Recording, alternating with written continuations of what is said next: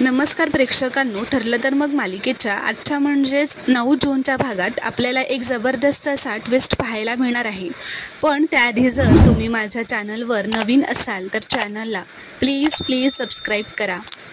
आता आपण पाहतो की कोर्टात अर्जुन असं म्हणतो, मिलॉर्ड, विलास मर्डर केस आणि हरीश मर्डर केसमध्ये महिपत शिखरेचं नाव आहे, त्यामुळे मिस्टर महिपत शिखरे यांची आश्रमाच्या रिलेटेड, दोन्ही खुनांच्या रिलेटेड कसून चौकशी व्हावी असं म्हणत आता अर्जुन त्याच्या जागेवर जाऊन बसतो. आता जज असं म्हणतात, आज सादर झालेले पुरावे आणि साक्षीदारामुळे हे सिद्ध होत आहे की हरीश शिंदे याचा खून मधुकर पाटील यांनी केलेला नाही आहे. हे ऐकून आता सायली, अर्जुन खूपच खुश होतात. जज असं म्हणतात, त्यामुळे हे कोर्ट मधुकर पाटील यांची निर्दोष मुक्तता करत आहे. या खुनाच्या आरोपाखाली उमेश सुर्वे उर्फ पिंट्या याला ताब्यात घेतलं जावं. तसेच हे कोर्ट पोलिसांना आदेश देत आहे की आरोपी पिंट्या हा महिपत शिखरे यांच्या साईटवर का राहत होता याची कसून चौकशी करण्यात यावी.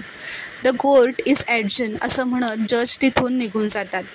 आता सायली, अर्जुन, रविराज, मधुभाऊ, चैतन्य खूपच खुश झालेले असतात.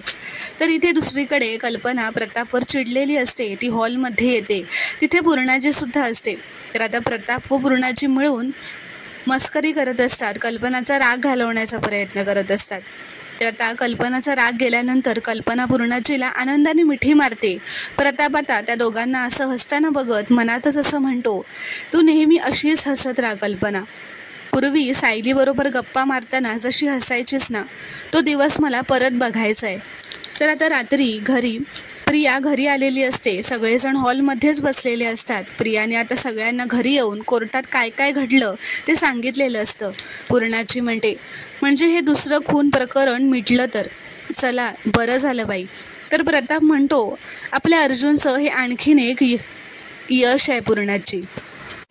तर आता अश्विन प्रियाला विचारतो, पण तन्वी, तू ठीक आहेस ना गं? तुला कोर्टात कुठला स्ट्रेस किंवा त्रास नाही ना झाला? तर कल्पना म्हणते, अरे पण ती का स्ट्रेस घेईल? उलट तिचे वडील एका केसमधून निर्दोष सुटले आहेत, त्याचा तिला आनंदच होणार. हो ना गं तन्वी. तर प्रियाचा चेहरा मात्र पडलेलाच असतो, कारण तिला मधुभाऊ जिंकले हे काही आवडलेलं नसतं. पण ती नाटकच करत हसतच म्हणते हो.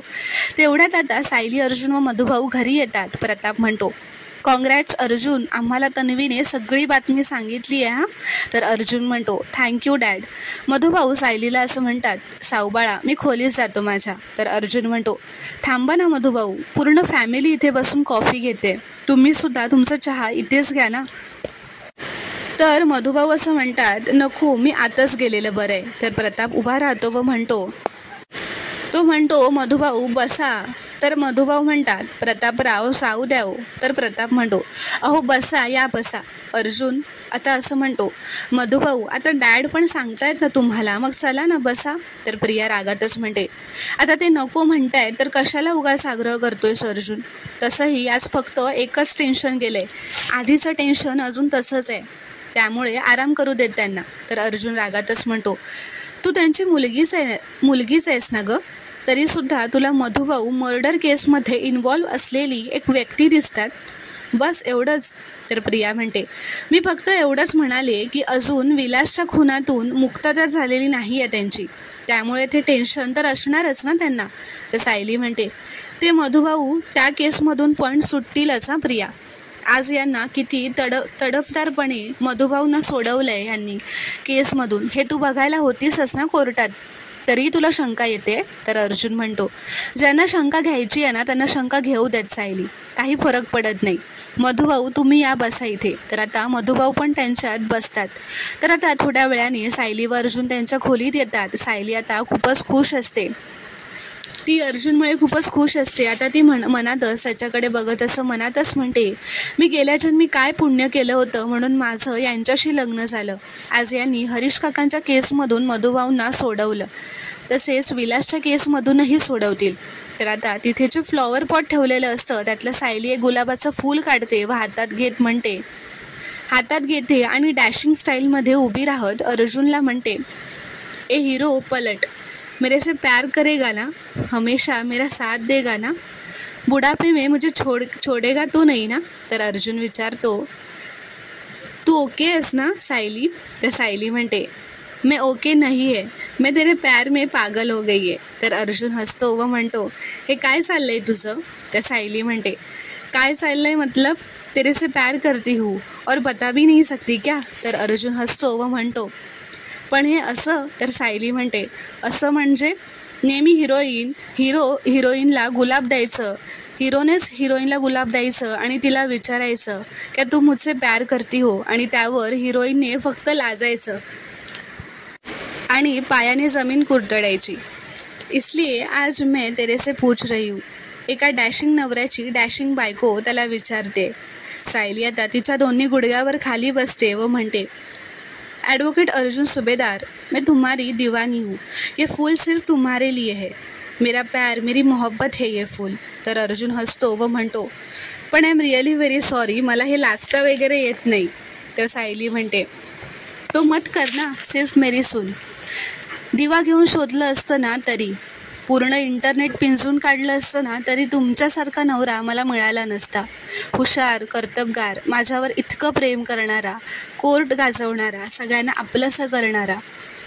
मुझे पता है हाँ, ये प्रपोज ये सब शादी के पहले होता है, पण आपलं लग्न, मेरी सास अटक गई थी शादी से पहले, तो फिर प्रपोज क्या करती, असं ती खूपच इमोशनल होऊन म्हणत असते.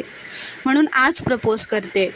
एडवोकेट अर्जुन सुबेदार, हमेशा के लिए मेरा रहेगा ना, ज़िंदगी भर मेरे से प्यार करेगा ना, मेरा हात मरते दम तक पकड के रखेगा ना.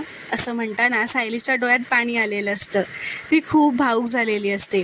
तर आता अर्जुनसुद्धा खाली गुडघ्यांवर बसतो व तिला म्हणतो, येस येस येस. तर सायली म्हणते, मग हे गुलाब स्वीकारा. आणि मला माहिती आहे तुम्हाला सायलीची ॲलर्जी आहे, पण ह्या सायलीला कायम तुमच्याजवळ ठेवा. तर अर्जुन म्हणतो, आय प्रॉमिस, या सायलीला नेहमी माझ्याजवळ ठेवेल. असं तो ते फूल घेत म्हणतो. पण ही सायली माझ्यापासून दूर कधी जाणार नाही ना, असं तो तिला विचारतो. तर सायली हो असं म्हणते. तर आता ते दोघेही एकमेकांना मिठी मारतात. तर प्रेक्षकांनो, आता पुढील भागात काय घडणार हे पाहणं खूपच रोमांचक ठरणार आहे. व्हिडिओ पूर्ण बघितल्याबद्दल धन्यवाद. व्हिडिओ आवडल्यास कॉमेंटमध्ये नक्की कळवा व चॅनलला प्लीज सबस्क्राईब करा.